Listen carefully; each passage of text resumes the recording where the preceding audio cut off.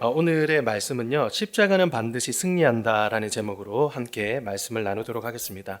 한동안 인기를 크게 끌었던 TV 프로그램이 있습니다. 외식업을 하는 어떤 분이 식당들을 다니면서 솔루션을 해주는 프로그램인데요. 식당들을 다니면서 평가를 해주기도 하고 이 솔루션을 주기도 하는 그런 프로그램이었죠. 아직까지 방문하지 않았던 지역의 식당들은요, 굉장히 실망을 하고 있다 그래요. 그래서 빨리 우리 동네에서 와달라라고 시즌2를 해달라라고 이렇게 따지고 있다라고 이야기를 하고 있습니다. 일단 이 솔루션 하는 팀이 오게 되면요, 방송을 타게 되잖아요. 방송을 타게 되면 일단 솔루션을 받는 것도 받는 거지만 이 식당에 대한 엄청난 홍보 효과도 있습니다. 손님도 엄청나게 늘어나지 않습니까? 만약 여러분들이 식당을 운영을 한다라고 한다면 이 팀이 왔다라고 했을 때 이 얼마나 감격스럽고 또 얼마나 좋겠습니까? 아마 그 사람들도 비슷했을 것이다라고 생각이 됩니다. 하지만 재미있는 거는요, 항상 이게 해피엔딩으로 끝나지 않는다라는 거예요. 어떤 식당은 홍보가 잘 돼서 속히 대박 났다라고 하는 식당도 또 있습니다만은, 어떤 식당은 이 별점 테러를 당해가지고 굉장히 고욕을 당하거나 아니면 식당 문을 닫는 것까지 있는 경우들이 있기도 합니다. 그 차이는요, 어디에 있느냐면 바로 이 솔루션을 얼마나 잘 지키느냐의 차이에 있습니다. 솔루션은 간단합니다. 예를 들면 손님에게 고마워하는 마음을 가져야 된다. 주방을 항상 청결하게 사용해야 된다. 라고 하는 거고요. 그리고 가격을 너무 높게 책정하지 말아야 된다. 라고 하는 겁니다. 솔루션을 잘 지키는 곳에서는 지금 또 여전히 많은 손님들이 찾고 있지만, 그렇지 않는 곳에서는 손님이 아예 찾지 않는 것을 자주 보고 SNS에도 자주 제보를 하고 있습니다. 실제로 이 프로에 나온 어느 식당을 제가 가본 적이 있는데요. 서산에 나온 어느 식당이에요. 아침부터 대기줄이 굉장히 길게 이렇게 늘어져 있더라고요. 얼마나 이렇게 늘어져 있던지 끝이 보이지 않을 정도로 늘어져 있습니다. 이게 줄을 잘 섰다고 해서 다 들어갈 수 있는 것도 아니고요. 재료가 소진이 되면 중간에라도, 그리고 아무리 앞에 왔더라도 끊겨요. 제가 갔을 때는 제 바로 뒤에 사람이 거기에서 커트를 당해서 집으로 가십시오 라고 이렇게 얘기를 하더라고요.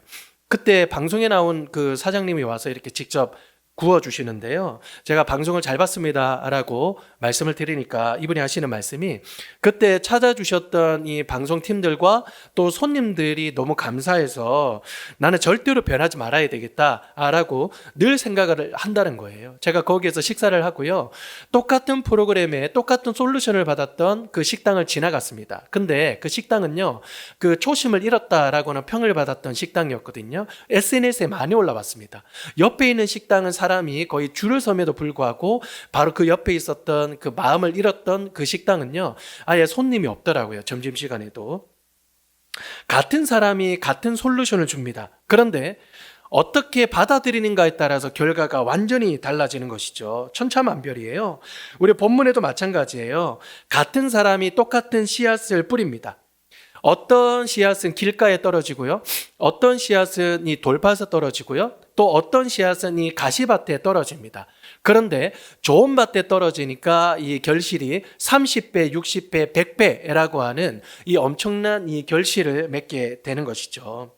그래서 어떤 사람들은 이 성경 말씀을 읽으면서 이렇게 외쳐요. 여러분, 좋은 밭이 됩시다.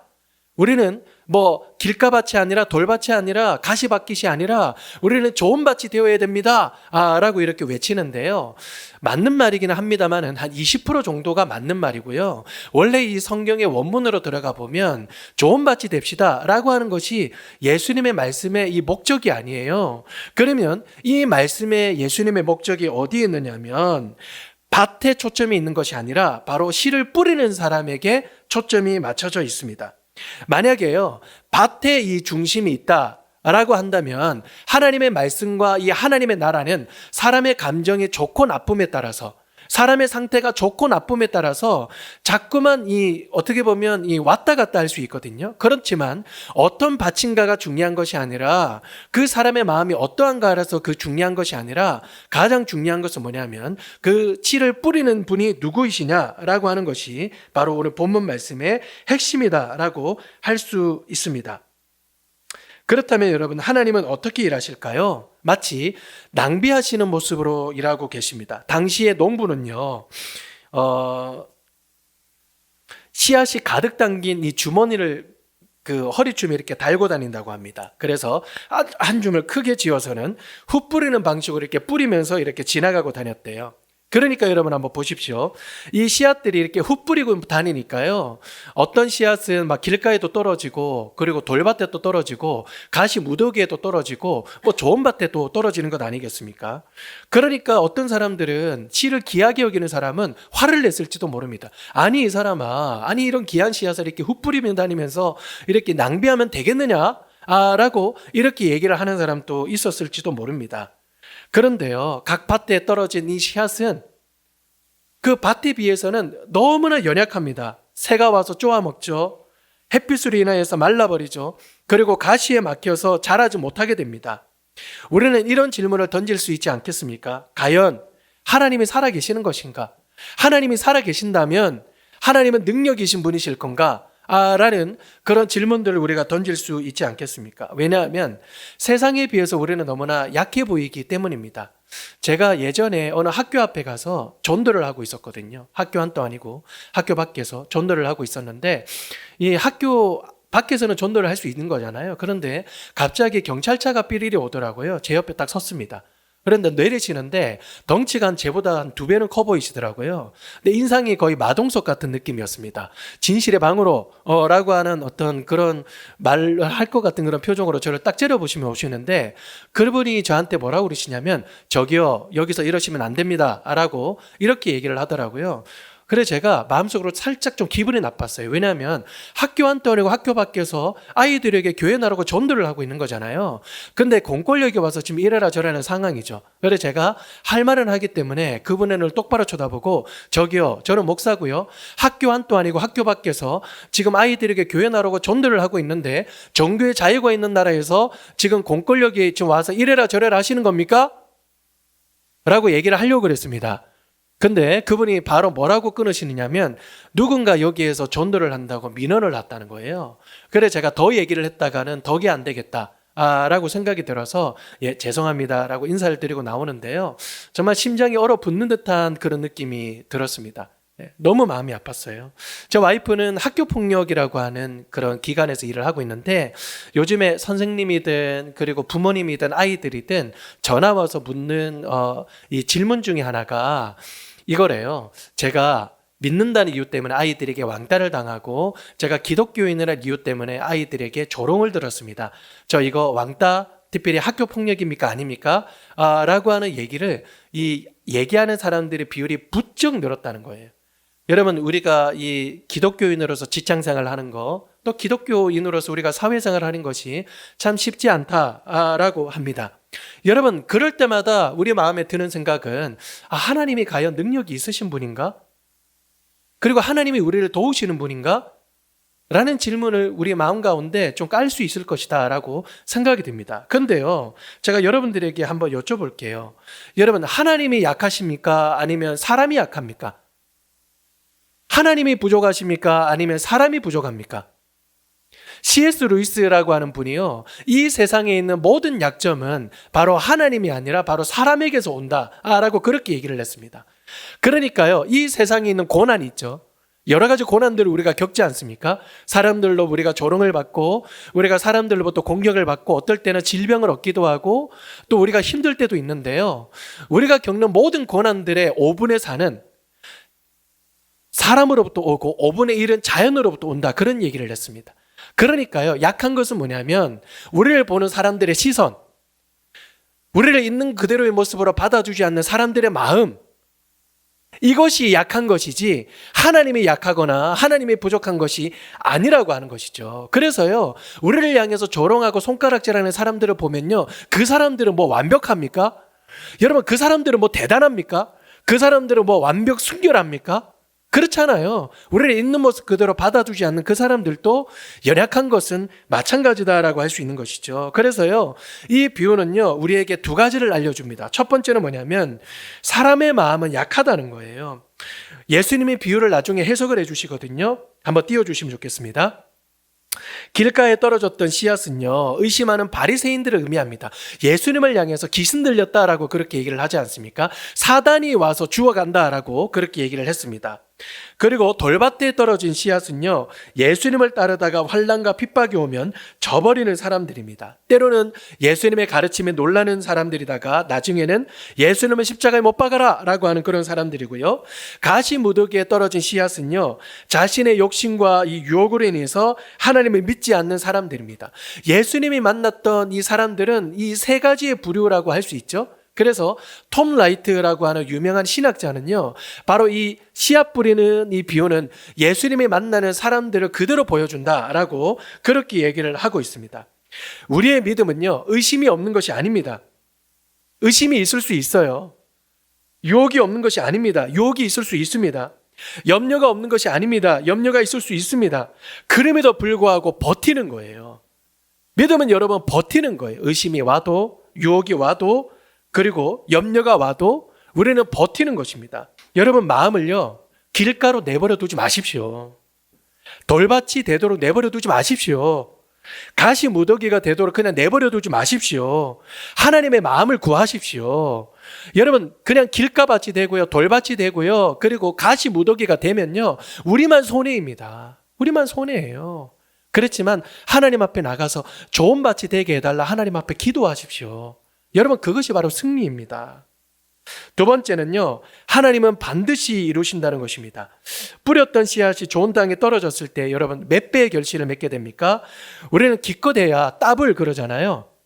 조금 더 기분이 좋으면 따따블 그러지 않습니까? 그런데요, 이 성경의 기준은 따따블이 아니에요. 여기 보니까 30배, 60배, 100배입니다. 성경의 기준은 이렇습니다.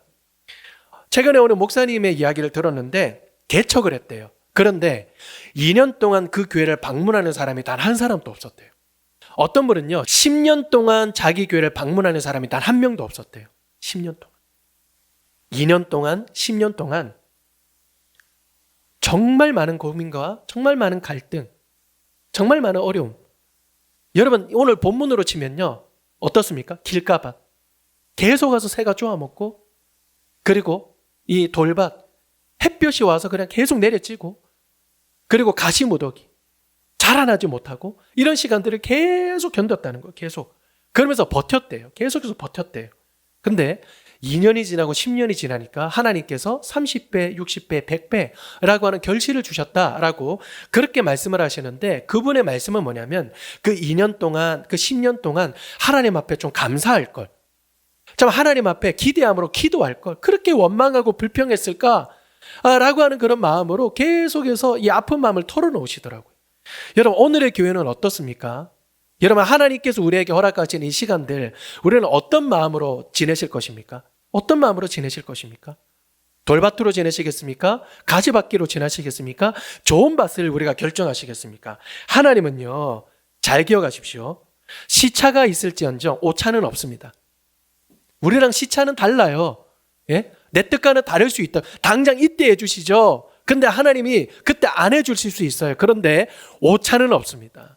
시차는 있을지언정 오차는 없습니다. 두려워하지 마십시오. 하나님의 타이밍은 완벽합니다. 그것이 하나님이 우리에게 주시는 답인 거죠.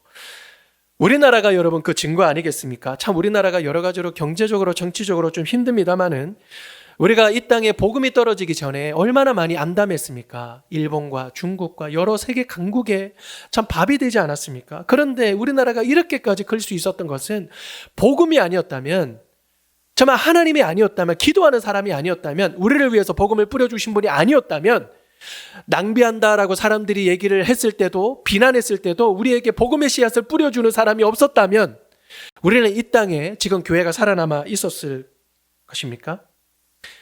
또 한 분을 소개를 해드리고 싶습니다. 피 한 방울 섞이지 않은 어떤 외국인 선교사님들이 우리나라를 위해서 참 복음을 전하기 위해 쓰지 않았습니까?